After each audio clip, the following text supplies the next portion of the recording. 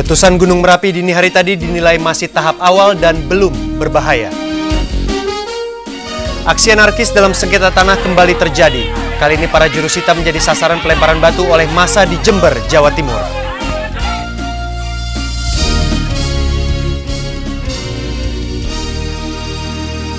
Selamat sore, saya Putra Nababan dan laporan tentang letusan Gunung Merapi akan membuka laporan pertama kami hari ini. Pemirsa, inilah Seputar Indonesia.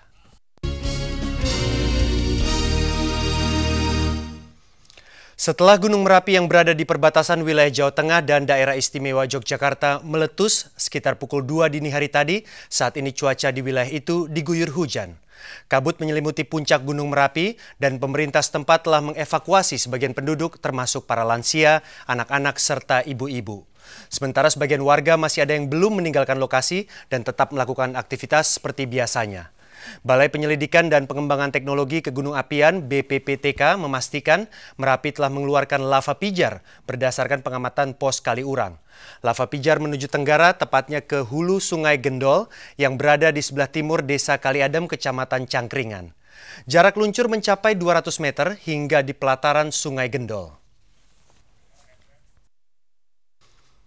Dan pemirsa, kondisi Gunung Merapi terus dipantau tim liputan RCTI dan segera kita temui Dwi Yuniati untuk mengetahui perkembangan sejak meletusnya Merapi dini hari tadi. Dwi, tampak di layar Anda saat ini dekat sekali dengan Gunung Merapi. Bila terjadi sesuatu, apakah Anda dan warga sekitar bisa mencapai barak terdekat?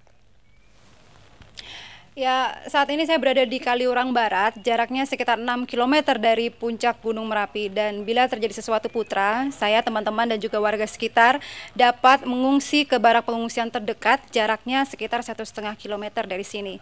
Dan Putra, kalau di belakang saya ini saya masih bisa melihat Gunung Merapi, dan mudah-mudahan Anda juga bisa melihat Gunung Merapi di belakang saya. Dan hujan sudah reda, tadi sempat hujan deras dan Gunung Merapi sangat berkabut. Dan Putra, ada sesuatu yang perlu kita cermati dari kejadian timbulnya lava pijar pada dini hari tadi dan juga adanya titik api diam pada dini hari tadi, bahwa titik api diam dan juga aliran lava pijar tadi mengarah ke arah tenggara. Ini sama sekali berbeda dari kejadian-kejadian sebelumnya yang biasanya memakai jalur-jalur tradisional. Jalur-jalur tradisional itu maksudnya, Putra, bahwa Gunung Merapi itu aliran lava pijarnya biasanya mengarah ke barat daya, sebelah kanan saya ini, ke arah Serumbung dan juga Muntilan. Kemudian kalau tidak ke arah barat daya, ke arah selatan depan saya itu ke Desa Turgo. Tapi kali ini mengarah ke arah tenggara di perbatasan Sleman dan Klaten. Dan bila aliran lava pijar nanti melalui arah tenggara nanti akan melewati Sungai Gendol. Sungai Gendol ini sendiri dalam sejarahnya juga belum pernah dilewati oleh aliran lava pijar dari letusan Gunung Merapi, Putra. Dan kali ini rontokan material yang terjadi sejak berstatus siaga tanggal 12 April lalu memang mengarah ke arah tenggara, dan jalur rekahan baru ini sudah selebar 10 meter. Ini sesuai dengan analisis dari BPTK, tapi sampai saat ini status Gunung Merapi belum ditingkatkan menjadi awas Merapi, Putra. Baik, dari penjelasan Anda tadi tentang aliran lava pijar dan titik api diam, bagaimana reaksi warga? Sebagian warga itu masih banyak yang bertahan di rumah mereka masing-masing. Sebagian juga sudah mengungsi. Kebanyakan yang mengungsi itu adalah orang-orang yang sudah lanjut usia, wanita dan juga balita. Dan mereka masih tetap bertahan di sini, Putra. Kejadian tadi pagi adanya lava pijar saja mereka tidak tahu. Jadi mereka itu hanya berpatokan dari adanya sirene tanda bahaya dan juga pemberitahuan adanya status Gunung Merapi yang sudah akan ditingkatkan menjadi status awas. Setelah itu mereka baru akan pergi dari rumah mereka. Dan pemahaman akan letusan Gunung Merapi itu berbeda-beda, Putra.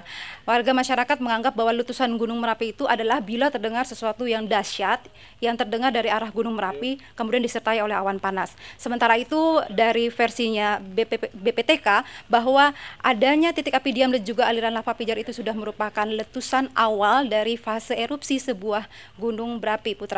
Dan kami tadi sempat bertemu dengan beberapa warga di daerah Bebeng di Kaliadem dan mereka mengatakan masih tetap bertahan untuk tinggal di rumah mereka masing-masing. Inilah komentar mereka, Putra.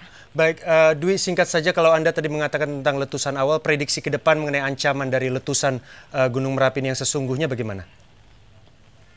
Ya, saat ini dari puncak 200 meter dari arah puncak ke arah tenggara terdapat kubangan selebar 100 kali 100 meter persegi putra, dan lava pijar itu sekarang tertahan di sana. Apabila kubangan itu sudah tidak bisa menahan lava pijar itu, nanti akan runtuh, dan runtuhan itu juga akan disertai oleh awan panas yang sangat dahsyat. Itu tidak bisa diperkirakan kapan terjadi, Putra. Dan informasi yang kami dapatkan terakhir tadi, di Kecamatan Sudumung sendiri sudah dibagikan selain kendaraan yang mereka siagakan untuk evakuasi, mereka juga sudah dibagikan masker untuk berjaga-jaga akibat adanya hujan abu yang akan turun dari daerah mereka. Putra. Baik, Dwi Yuniati, terima kasih, dan tentunya kami menunggu terus perkembangan dari Anda. Selamat bertugas.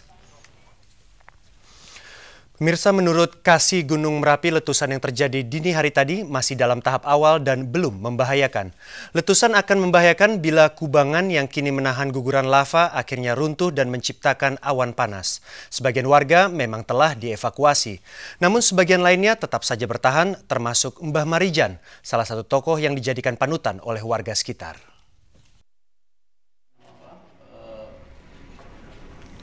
Subandrio, Kasih Gunung Merapi, tidak bisa memastikan kapan erupsi Gunung Merapi akan diikuti dengan awan panas. Pasalnya pada sisi tenggara arah luncuran lava pijar, terdapat kubangan dengan ukuran 100 kali 100 meter sehingga luncuran lava pijar ini tertampung di kubangan tersebut.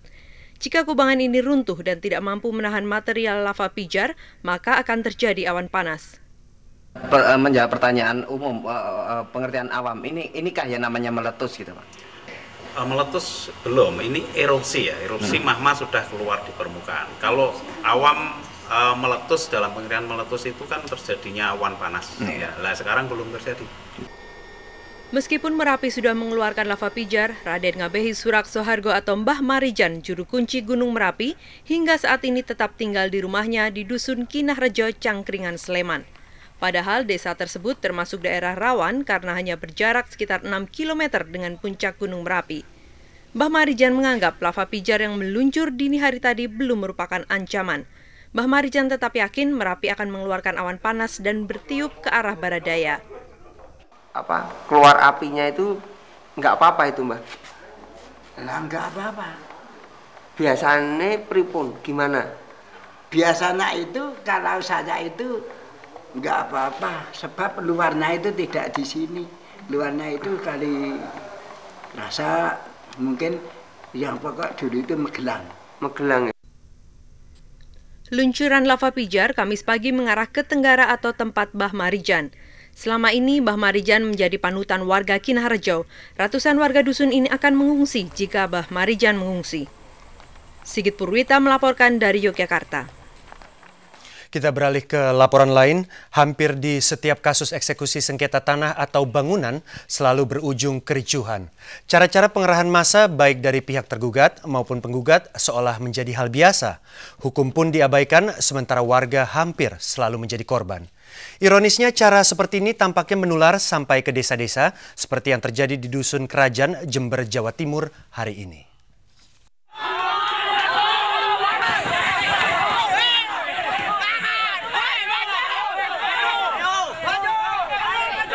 Emosi massa mulai tak terkendali saat melihat kedatangan rombongan jurusita Pengadilan Negeri Jember, Jawa Timur bersama pemohon eksekusi 6 bangunan di Dusun Kerajaan, Desa Tisno Gambar, Kecamatan Bangsal Sari. Mobil mereka langsung dikepung dan dihujani lemparan batu oleh massa dari pihak tergugat yang sudah bertahan di lokasi sejak Kamis pagi.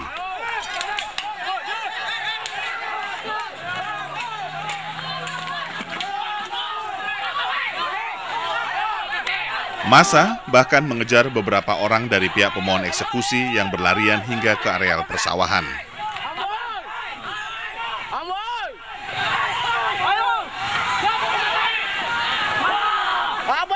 Petugas keamanan sangat minim. Sebuah truk pembuat beton sampai terprosok ke pinggir jalan karena sopirnya panik melihat kerumunan massa. Akibat aksi massa, seorang jurusita dari Pengadilan Negeri Jember, Hosni, menderita luka dan harus dirawat di Puskesmas Rambi Puji, Jember. Eksekusi berawal dari sengketa yang akhirnya dimenangkan Sarkam melawan 5 orang pemilik rumah dan sebuah bangunan koperasi milik Pondok Pesantren Al-Ishadki, pimpinan Kiai Haji Arifun yang terletak di pinggir jalan. Dari Jember, Jawa Timur, koresponden Eko Suryono melaporkan. Apa reaksi DPR atas sikap pemerintah terkait aksi anarkis buruh? Nantikan laporannya pemirsa hanya di Seputar Indonesia.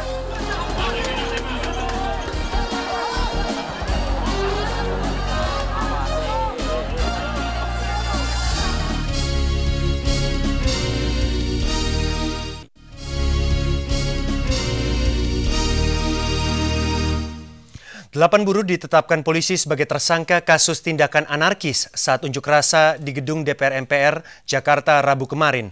Kedelapan tersangka yang merupakan anggota KSPSI terancam hukuman maksimal 5 tahun penjara.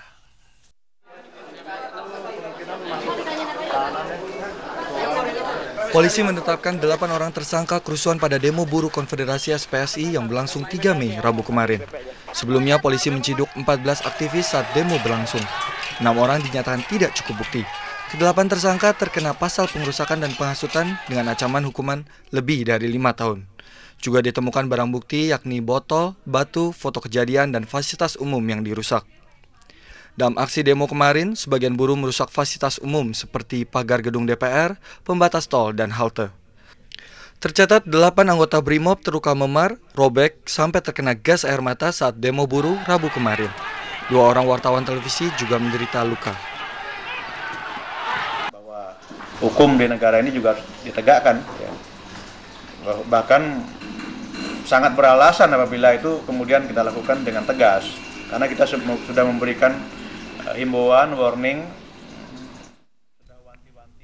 Beberapa buruh sempat datang ke Polda Metro Jaya untuk menengok rekan-rekan mereka yang ditahan dan menjemput buruh yang dilepas.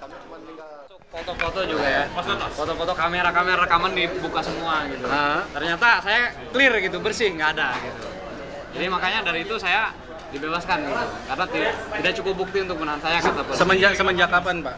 Sementara itu, pengurus Konfederasi SPSI sempat menuduh DPR yang memicu aksi anarkis buruh. Dan nama Arif itu saya minta pertanggungjawaban, karena yang memperlambat surat itu adalah bukan dari mana-mana, hanya dari DPR sendiri. Jadi yang memicu kerusuhan itu adalah DPR. DPR yang nggak mengeluarkan surat. Kalau DPR mengeluarkan surat sekitar jam 1 atau jam 12, itu masa sudah bubar. Sampai saat ini beberapa buruh masih diperiksa untuk penyidikan. Priandono Kusumo dan Ferry Santoro melaporkan. Pemirsa, demo yang berakhir rusuh kemarin mendapat komentar beragam dari sejumlah kelompok buruh yang tidak berunjuk rasa.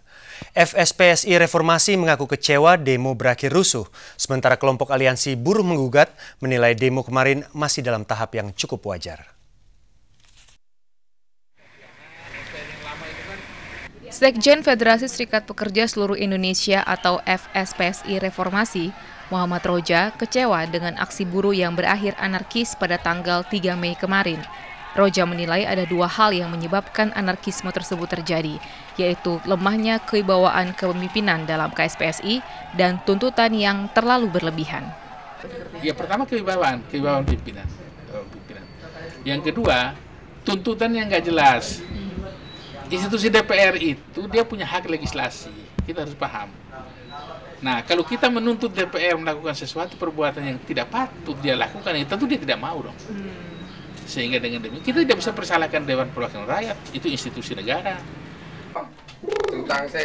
Sementara Ketua Umum DPP Serikat Pekerja Nasional (SPN) menilai komentar Wapres Yusuf Kala terhadap sikap anggota DPR yang bertemu buruh 1 Mei lalu setuju dengan tuntutan buruh sebagai sikap pribadi menjadi pemicu kekecewaan buruh yang berdemo 3 Mei kemarin.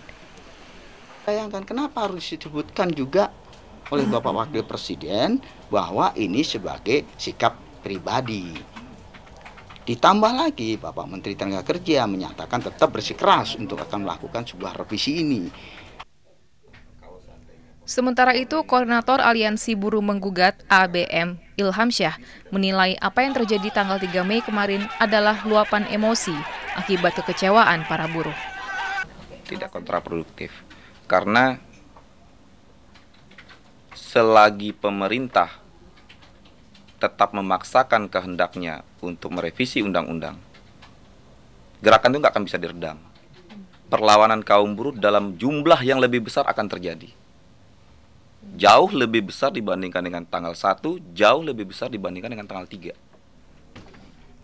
Para pimpinan Serikat Buruh berencana untuk melakukan evaluasi, termasuk dengan KSPSI atas rusuh demo buruh kemarin.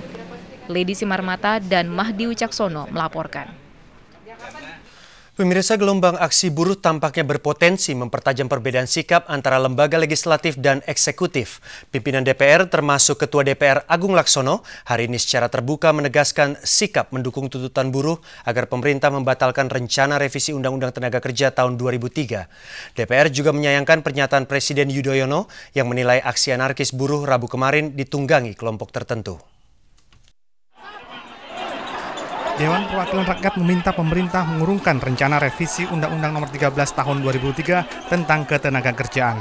Ketua DPR Agung Laksono hari Kamis mengatakan DPR mendukung sepenuhnya tuntutan para buruh yang menolak revisi Undang-Undang Ketenagakerjaan. Perbaikan iklim investasi tidak boleh menekan kepentingan buruh, namun melalui kemudahan birokrasi serta mengikis berbagai pungli. Ujungnya ada anarkis, kita harus hargai dan kita mendukung usaha-usaha tersebut. Dan itu tentu harus menjadi dasar, menjadi pedoman bagi sikap DPR dalam menghadapi rencana pemerintah untuk merevisi Undang-Undang 13 tahun 2003 tentang Ketenagakerjaan. Jadi kita nggak perlu soalkan itu resmi atau tidak resmi, kop surat, itu nggak jadi soal. Yang penting nawaitunya kita membela buruh.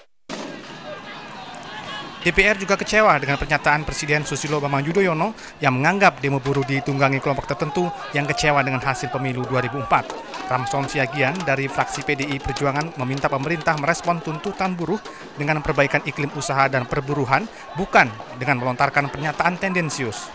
Jadi harus dilihat secara proporsional persoalan-persoalan yang timbul di masyarakat sehingga ada tuntutan-tuntutan dari rakyat. Jadi sangat tidak tepat kalau mengekspos tuduhan-tuduhan yang tendensius. Agung dan Ramson berharap para buruh tetap memperjuangkan aspirasi tanpa harus bertindak anarkis. Endi Saputra dan Asep Edward melaporkan. Pemirsa, gerombolan perampok toko perhiasan yang biasa beroperasi di Jakarta dan Banten diringkus Polda Metro Jaya. Tetaplah bersama Seputar Indonesia untuk laporan selengkapnya.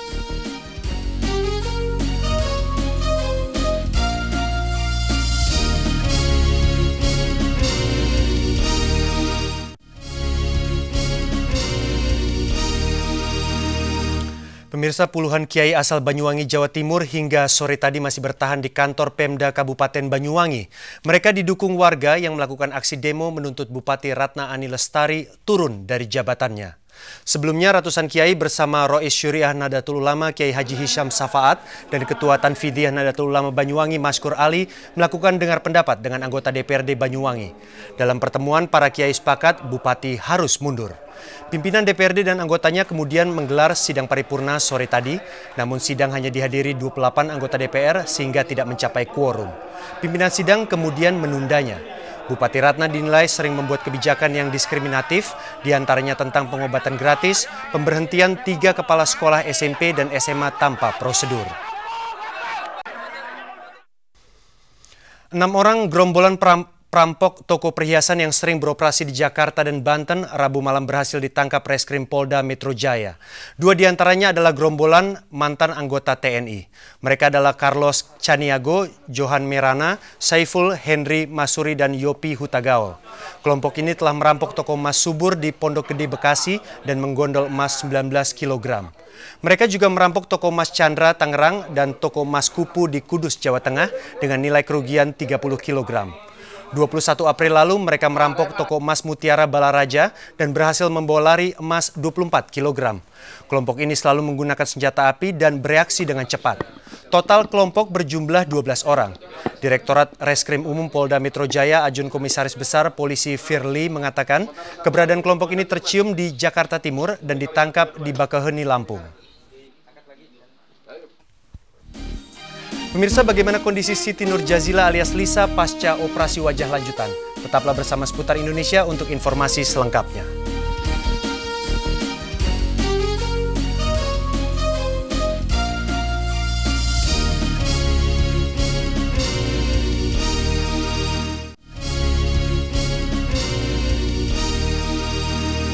Setelah menjalani operasi mikro kedua, pasien operasi wajah total Siti Nurjazila alias Lisa dinyatakan dalam kondisi sangat stabil dan akan menjalani operasi penyempurnaan wajah lanjutan. Operasi penyempurnaan wajah ini diperkirakan membutuhkan waktu hingga 3 tahun. Tim dokter bedah plastik Kamis pagi membuka lebih dari 50 jahitan di wajah Lisa pasca operasi mikro kedua. Setelah pembukaan jahitan di wajah, Lisa dinyatakan dalam kondisi sehat dan kejiwaannya sangat stabil. Semua luka di wajah sudah tertutup dan rasa nyeri di bagian wajah mulai berkurang. Lisa yang diwawancarai lewat telepon menyatakan puas dengan operasi yang telah dijalaninya meskipun wajahnya belum terbentuk sempurna. Ini tanya, tapi terserah kamu menjawab apa enggak. Waktu kamu pertama melihat di cermin, perasaanmu bagaimana? Ya biasa, aku udah, pokoknya aku kan kemarin udah disuruh pegang sama dokter David. Terus saya kayaknya besar, tapi terus dikasih yang kecil, udah nggak apa-apa, memang udah dikasih tahu dari awal kan aku. Setelah operasi kedua, rencananya Lisa tetap tinggal di Rumah Sakit Dr. Sutomo Surabaya hingga 3 tahun mendatang untuk menjalani operasi penyempurnaan wajah dan berbagai perawatan. Rencananya, Jumat besok Lisa akan menjalani pemeriksaan lanjutan dari penyidik Polwiltabes Surabaya terkait kasus KDRT yang menimpanya. Dari Surabaya, Iwan Manaf dan Zevan Mestoko melaporkan. Pemirsa, berakhir sudah Seputar Indonesia hari ini. Selamat sore, sampai jumpa.